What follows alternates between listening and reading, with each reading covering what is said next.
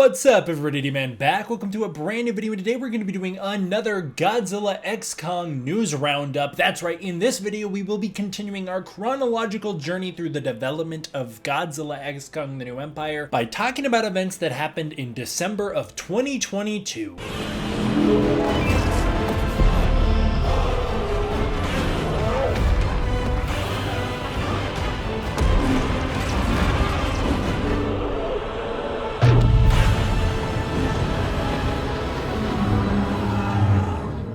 It feels so weird to be doing this video right now. Godzilla Minus One's trailer just came out, just watched it, reacted to it with you guys. I'm about to go do an Easter egg hunt on that movie so I can find all the juicy details in that trailer. But first, I wanted to record this because I've got a very weird week coming up. Alright, starting out with some wonderful artwork. This is great. This comes to us from Chris Willett117. He's just such a great artist. I love his art. This is his Kong versus the Skullcrawler. I'm a big fan of it. I really like it. I like the way he draws Kong. Kong's very cool. Always love the scratches on Kong's chest, but most of all, I really like his interpretation of the giant Skullcrawler. It looks just wonderful, just like the movie. It's so good. He did not only just do this black and white sketch, but he also colored it, and the colored one is amazing. This really brings out the details in Kong and makes him look amazing and beautiful. I like the way he did the background there. It's very simplistic, but it still captures that kind of Vietnam-y feel, and the Skullcrawler looks wonderful. I'm really into it. This next one comes to us from Julius Bridgefort. This is Godzilla's 65th anniversary edition. That's how far behind I am. My art's coming to us from basically 5 years ago. My favorite thing that Julius does, not only does he pair the 1954 Godzilla with then the current Godzilla, Godzilla King of the Monsters, and I always love when people do that. Also love the way they're both spewing their atomic breath. That looks great.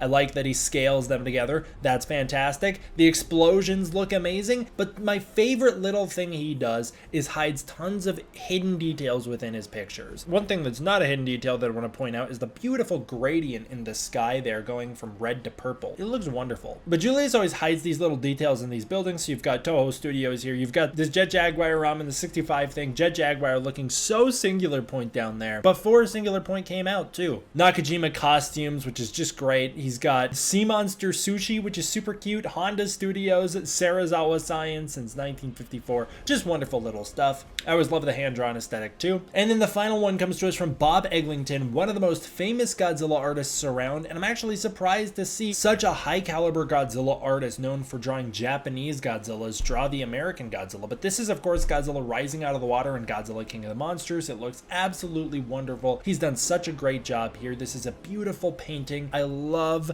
his work. He's one of my favorite Godzilla artists. His art might just be my favorite of all. I just really love it. I think it's so wonderful. We have some corrections on some copyrights for the 1998 Godzilla. Now, it was misposted around this time. I forget who ran the article, but there was an article published that stated Toho acquired the rights to the 1998 Godzilla. I think they were speculating about 98's Godzilla appearing in the MonsterVerse. KDM came out to clarify, Toho has always owned the 1998 Godzilla design. It's theirs. You know, it's Godzilla is theirs. They just license him. The design has always been their own. It's always been trademarked to them. They were free to use or change that design at any time they wanted prior to Godzilla Final Wars. They didn't acquire it for that film. The 1998 copyright for Godzilla's design and character were copyrighted to Toho, not to Sony. Sony just simply owns the rights to the movie. So for anybody thinking that Zilla can appear in the MonsterVerse now that Legendary is paired with Sony, as I've mentioned in previous videos, Sony has nothing to do with the MonsterVerse. MonsterVerse stayed in home at Warner Bros. Meanwhile, the 98 Godzilla design, that's up to Toho where that winds up. A Scanline VFX reel was released and it shows some VFX reels for Godzilla vs. Kong. I don't really have tons to say about it because it's nothing we haven't seen before. It's just some VFX shots from the movie. Now, a lot of the times these shots are extended or feature different color corrections, so I figured I'd mention it. I've got Scanline's VFX reel linked down below. KDM credits production VFX supervisor John Desjardins, MPC VFX supervisor Pierre Lefbouver, as well as animation supervisor Michael Longford, who all led MPC's VFX team in crafting 177 VFX shots for the Battle of Hong Kong and Godzilla vs. Kong. I don't know where that specific shot number comes from. I also don't know where all of those details came from, but I wanted to shout them out as well because I think it's really important to shout out the animators behind this stuff, because people don't really give CG animators a lot of credit. I think a lot of people are so impersonal, like, oh, a computer did it. Well, there's still a guy who has to be there working on it, a whole team, and these were the men who led that team for the Battle of Hong Kong, which looked absolutely wonderful in Godzilla vs. Kong. I think Godzilla vs. Kong's special effects are just on a higher level than a lot of the rest of the MonsterVerse, so I wanted to shout that out.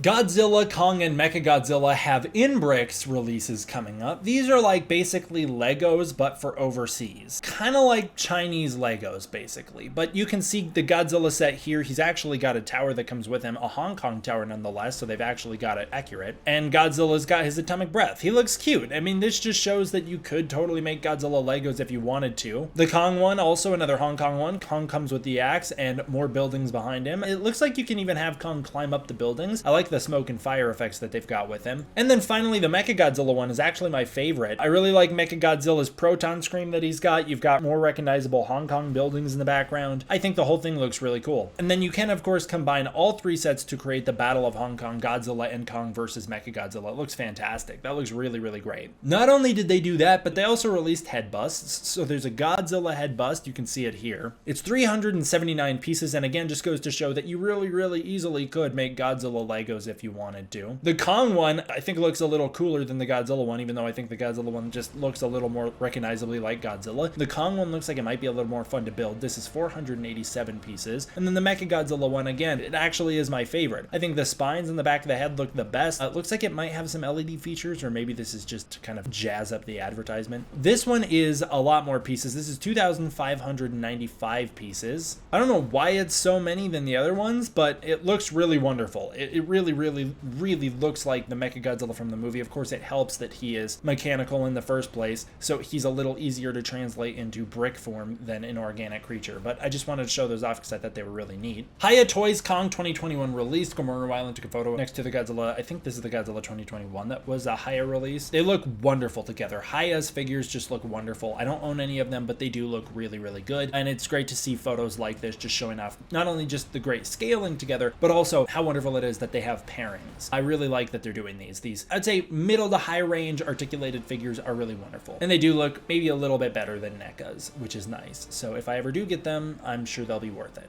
Prime One Studios' gigantic museum Masterline Godzilla 2021 had some reveals. I think it may have released at this point. It's nearly 3 feet tall. It's, I think, their tallest to date. It's just crazy cool. It's $2,499. Oh my god. But it looks great. Here's the photos of it next to a guy just for comparison. You can see how big it is. It's just, much like always, holds up in any sort of lighting you could possibly put it in. They've got a size chart here that's really helpful to put it into context, the scaling of this thing compared to their other Godzilla releases. It's even bigger than their Ultimate Masterline Diorama Battle of Hong Kong edition, which is huge. He even towers over the city there, which is great. Like I said, this is an absolute beast of a product. It's just enormous, and it looks wonderful. I also really like the city base they have with him. So many great details in it. I think he's got an LED feature. His spines light up blue, if I'm not mistaken. Or at least that's what some of these photos would seem to suggest. But the base for his feet just looks great as well. You can see all the destroyed buildings smashed down there. He just looks enormous and massive and powerful and epic, like Godzilla should. Okay, so Mace DeMarco, who I don't know if I said his name right, but Mace DeMarco 2010 pointed something out on my last video that actually I have to give credit to Dangerville for. So it turns out the stuff we covered in the last Godzilla X Kong news and updates, the stuff about the crew merchandise that was posted. It turns out Dangerville was the one who posted those originally, so shout out Dangerville. But also, it's been noticed that Hollow Earth Advanced Team is what's written on the water bottle. That can be shortened to HEAT. That's the abbreviation HEAT, which is significant for Godzilla fans because it's an Easter egg or a reference, probably, to the 1998 Godzilla sequel cartoon in which HEAT was the organization that Nikotopoulos worked with that went around with Godzilla tracking new monsters and fighting them in basically what was a proto-Monarch. So I thought that was an interesting thing to mention and I wanted to shout it out. Yoshimitsu Banno's contract is still in place and still applies to Godzilla X Kong the New Empire, and he will be credited as an executive producer on the film. For those of you who don't know, Yoshimitsu Banno originally, I believe, entered the Godzilla franchise in 1971. He directed Godzilla vs. Hedorah. He's the director for that movie, and he was just such a lifelong lifelong, enormous fan of Godzilla that although he didn't return to direct any other films, he did play a part in bringing the MonsterVerse to life.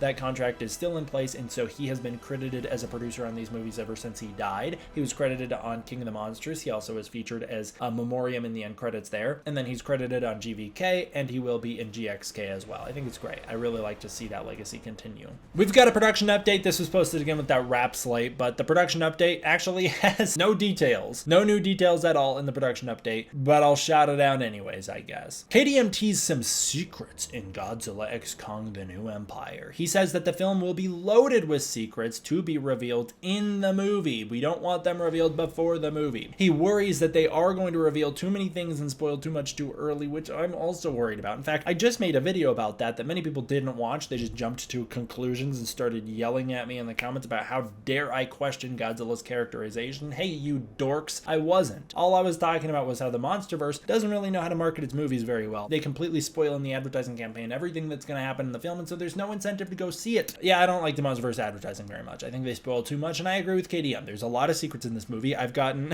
a lot of information about this film that I'm thinking is going to be changed based on the test screenings. I'm not going to get too much into it over the course of time, but it'll help me to better educate my guesses on what's happening in this movie. And from what I know, which is actually very little, there's a lot of secrets to come in this movie, and I'm sure a lot of it, because it's all very cool stuff, very flashy action figure-y stuff, is going to be stuff that they're going to reveal in the marketing, which is kind of a shame. But what isn't a shame is the VFX shooting that happened for Godzilla x Kong: The New Empire. It happened in Gibraltar, Europe? What? Is that a real place? I guess. It was used for VFX shooting in Godzilla x Kong: The New Empire. Most likely this is going to be used for the Hollow Earth. They shoot a lot of real-life background plates to either insert into the background of the Hollow Earth, or so that they can better flesh out the CG environments using real-life locations as inspiration. I think it's great that they do this. I could see this movie, if they don't go overboard with the visual effects, being one of the most beautiful Godzilla films ever made. So many real beautiful locations that they shot in, so much location filming. It truthfully could be something amazing and special if they don't overload the VFX with the Hollow Earth sky and whatnot. But this does look like a lot of the mountain ranges we saw in Godzilla vs. Kong, so it totally fits in with the Hollow Earth. Filming happened in Africa for this movie. Now, this wasn't just like a little bit of filming. This is like pretty big filming. Filming started in a place where I'm going to mispronounce it, Medina di Makich in Morocco. That's a city in Africa that they shot Godzilla x Kong: The New Empire in. KDM actually gave us a little scene description about what was filmed there. He states that on a quiet day, a man drives around the streets on a moped as fast as he can. He may have found something. People are walking the busy streets when suddenly they hear something monstrous. The chaos begins. That sounds like a classic Godzilla setup right there. I actually don't think Godzilla's going to be attacking in Morocco. What I believe is happening here, again, now I'm using some of the information I know to better educate ourselves, is a new Titan, probably a desert Titan. A new Titan is going to appear and attack somewhere in Africa. I don't think it's Morocco. I think they're using Morocco to film as a different location in Africa, but a monster is going to show up in Africa and do a big attack, and then a friendly Titan or two is going to have to show up to try and stop him. Sounds great to me. I'm excited to see the chaos in the streets. I hope that they truthfully do place an emphasis on the terror that these Titans cause, because that's something that we severely have lacked in the MonsterVerse since, I'd say, Kong Skull Island. Godzilla King of the Monsters, we saw apocalyptic world-destroying destruction, but we never saw the public's reaction to it, like, ever. We saw a little bit of it in the Rodan sequence, which is why it's the best sequence in the movie. And then Godzilla vs. Kong was like, some people run around Hong Kong, but we don't really spend time with them or really understand how they're even still there and why they didn't evacuate or what's going on. So I'm hoping this movie places a little more emphasis on the actual humans and the scale of these monsters and how terrifying they are, because it's cool stuff when they do that. It grounds the movie and makes it way better every time they do it. KDM teases some photos of Morocco before the chaos begins, he states, and production actually wrapped there 2 days afterwards, so it was a short shoot, so it's not going to be a major sequence. This is probably just going to be some insert stuff. I'd imagine this is going to function very similarly to the dock attack at the beginning of Godzilla vs. Kong, in which it's all cut together in a very quick montage of destruction and chaos. But I'm very excited about it. It'll be the first time Godzilla, if I'm not mistaken, he might in Final Wars or in the anime trilogy books that came out before the anime trilogy, but I'm not going to count those because they're books. It might be the first time we ever see Godzilla on screen go to Africa, assuming he's the one who does. Otherwise, if it's Kong, it'll be the first time Kong ever goes to Africa. Wasn't supposed to be. He was supposed to in the King Kong vs. Godzilla sequel that never got made. Either way, it's going to be somebody's first time in Africa, I think. So that's pretty awesome. All right, guys, I'm going to end end it here this time. I want to give a huge thank you to my patrons over on Patreon. If you want to support the Patreon, you can use the link in the description below. Big shout out to the patrons over there. By supporting the Patreon, you are directly supporting this channel. It's actually the most direct way to show support for this channel. It really, really helps me to keep making videos like this for you guys. So if you want to do that, you can check it out down below. That's where I'll leave you here for this one, guys. Thank you all for watching. I hope you enjoyed. I'll see you guys next time for the next one. D-Man out.